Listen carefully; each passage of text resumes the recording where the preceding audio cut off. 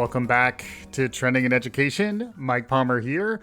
Very happy to be wrapping up our summer programming where we spent a little bit of extra time looking at conferences and whether it makes sense to go or to JOMO or to engage virtually. We talked to Nancy, my virtual co-host. We talked to Mike Merrill about ASU GSV.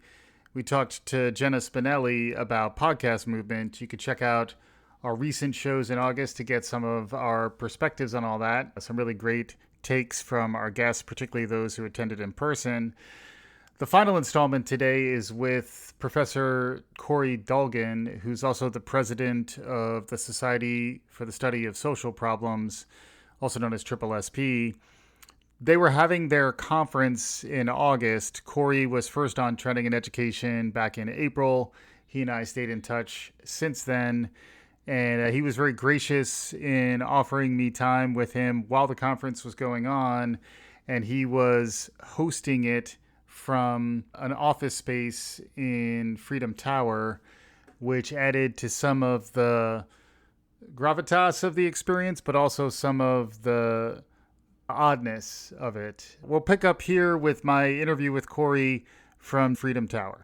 All right, Mike Palmer here with Corey Dolgon up here on the 69th floor of Freedom Tower. Corey is the president of the Society for the Study of Social Problems, also known as SSSP. Right now, you're on this massive conference, 800 people, massive might be strong, but 800 is a big number. Virtual conferences happening. You were kind enough to invite me to see what we could capture in the moment. How does it feel right now? First of all, physically being on top of the world, looking down on most of New York City, and it's quite an awesome view, but we're also totally aloof and alienated from it. So we're in this antiseptic, a very clean office space. And at the same time, you and I are sitting here, there are hundreds and hundreds of people in session.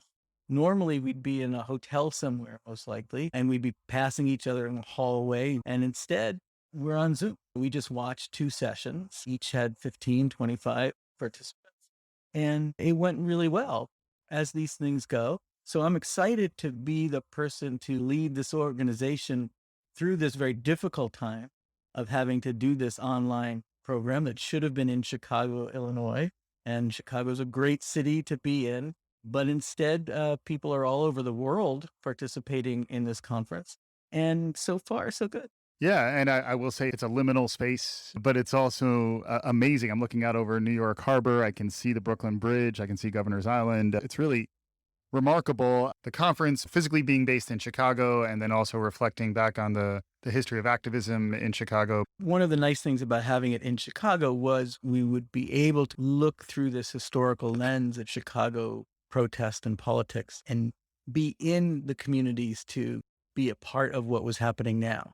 And right now, Chicago is very vibrant when it comes to political movements and organizations. So losing that challenged us. And as I said, I think we did a good job of bringing that in to the conference. We don't bring the conference into the community the way we might have liked, but aside from the Social Action Awards, we have some great video recordings with Ida B. Wells' great-granddaughter, Michelle Duster. We have a great interview with Essence McDowell, who is one of the co-founders of Lifting as They Climbed, which is a virtual tour of Black women in history in the South Side of Chicago. And we have a radical history tour, which really looks at different protests and radical movements in the history of Chicago, going back to the anarchists and the 8-hour day movement and some of the Pullman strikes and things of that sort. So we are able to take that history and bring it into the present. And I think in some ways that's one of the aspects, again, that we can offer as sociologists, as scholars, historians, social scientists, is that if we're in a moment where we see political opportunity, some people would say revolutionary possibilities, revolutionary moment, I don't know how you promote those except to look back and say, we are wrong. But I really do think that we're seeing a convergence right now. And on the one hand, we're seeing the rise of fascism all over the world, including in the US. But we're also seeing the rise of these global social movements, in particular ones that are about being capitalist and about being anti-white supremacist. And so I think there are these possibilities again, but I think it's crucial that we inform these contemporary movements with a sense of history and with a look at what some of those dynamics were. How did these revolutionary moments of the 1960s or the 1930s turn into the 1940s and the 1970s, right? Yeah. And I think higher ed, we really see the impact of the social movements of the 60s and 70s on college campuses and in movements, certainly in the curriculum. So there was an impact, but we can also see how quickly they were institutionalized and how quickly they became part of the professionalism, part of the corporate nature, part of why is it that all colleges sell themselves to prospective students by promising their careers? They don't promise social justice. They don't promise you're going to be doing something meaningful as much as they provide you're going to do something that's lucrative. And so, we lost the war. We won some battles, but we lost that war. But, that those battles and wars continue. I think we're at a particular moment where the reason I wanted to do revolutionary sociology and be as provocative as I could be was to push that envelope. Because I'm afraid that even if we see success, even if we see police reform, even if we see some climate reform, we see college campuses becoming more conducive to recycling and things of that sort, it becomes institutionalized back into the domination of power, corporate dollars, donors. Hegemony. Hegemony it is, my friend. Yeah. Yeah. Especially in sociology. And I mentioned Gramsci in my talk. We have got to be anti-hegemonic. And that anti-hegemonic can't simply be a reaction to what's happening now. It has to be informed by the history of those struggles. Yeah, just the idea of studying social problems through the tumultuous time that we've been living in, even managing this conference, I'm sure had to be its own set of unique challenges. Any reflections on the impact to the field of sociology and in particular, maybe the more revolutionary components of the field, the opportunities, the challenges that are tied to this difficult set of circumstances that we've all found ourselves in? It's a great question. It's unfortunately one that we could talk about all day. There's so many strands. I would say that, on a larger scale for sociologists now, it's impossible to think of anything as only local. And the pandemic has really emphasized the need for us to act international. And I think that sociology has the tools to meet that. We have a session today about decolonizing sociology, and really the notion that if we go back to W.E.B. Du Bois as one of the founders, if not the founder of American sociology, it changes the discipline. Now, the struggle, which we were talking about earlier, is going to be, will we simply add Du Bois to the canon and look at his sociological brilliance and innovation? So much of what we consider American sociology, he did first and better. But will we also take up his revolutionary program? Will we take up his Pan-Africanism? Will we take up the fact that he was a socialist and even belonged to the Communist Party? Will we take him in his fullness? And if so, when we think about internationalism and globalism, being global in our work, will we also be able to be accepting of the revolutionary nature of that challenge?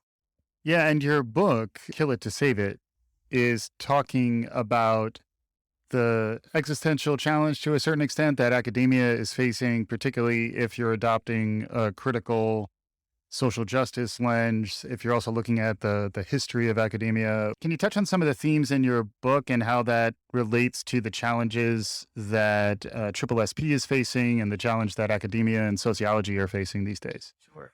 Yeah, higher ed and education in general they've always focused on this dichotomy. On the one hand, education is supposed to be about indoctrination. It's supposed to be about socialization. It's bringing up the next generation into the values and culture and knowledge of the society that it's in. But it's also charged with innovation. It's also charged with creating what's going to be new. And so a lot of times that dichotomy results in conflict. And these institutions, especially higher ed, are rife with conflict.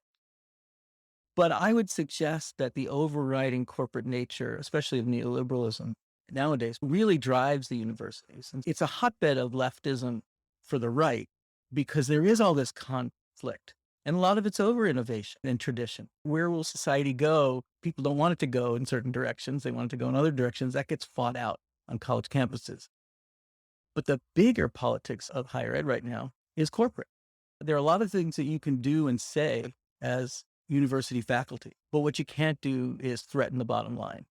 You can't threaten the donors. You can't threaten the board of trustees and where they get their money and how much they give. And I think one of the best cases and points was what happened to Stephen Salita, probably now, 6, 7 years ago. But it's one thing to be pro boycott and divestment, pro Palestinian rights, to speak out against the state of Israel's treatment of Palestinians, etc. But it's another to do that at universities where the major donors may be supporters of Israel and Zionism and see any critique of Israel as anti-Semitic. And that's what happened with Salita. He was a strong proponent of Palestinian rights, but because the institution that was about to hire him had huge donations coming from pro-Israel supporters, it was very clear that they had to assuage their donors. And they actually fired him before he even started his job. One of the grossest. If you can imagine leaving a job because you've been offered another job, you've gotten your letter to do, and then of course have no job.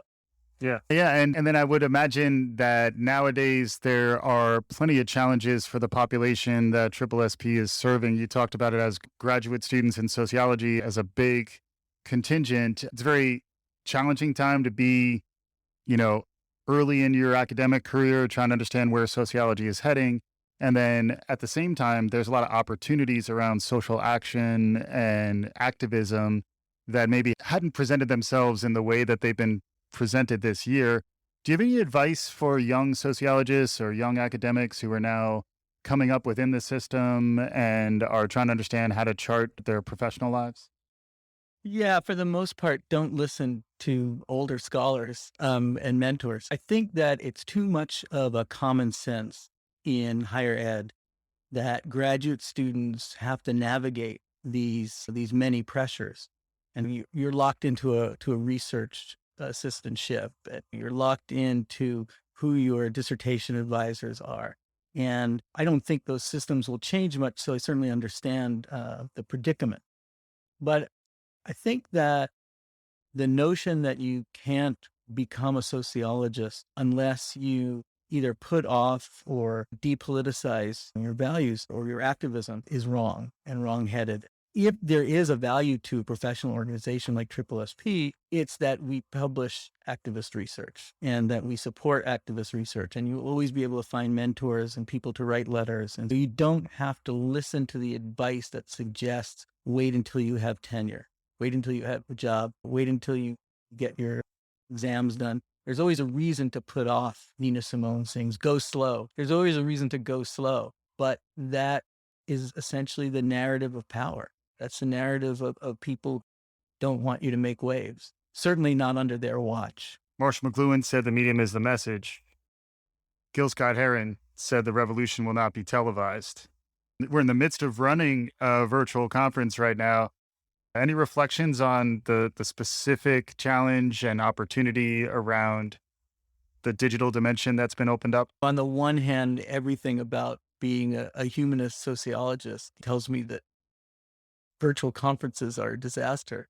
Luckily, we have a really good platform and things seem to be going okay so far. But I have to say that I think both McLuhan and Gil Scott-Heron were right. I don't know that the revolution not being televised has as much to do with the technology as the power of who controls the technology. So whether it actually gets on the air or not is probably much more the political question. I think that we've done our best to use the opportunities that we have. And so, again, we were challenged. How are we going to get people here to this conference to partake in it? We decided to come up with a much more international strategy because the virtual nature of it meant that a lot of international scholars who couldn't afford to come to a conference in Chicago now could come.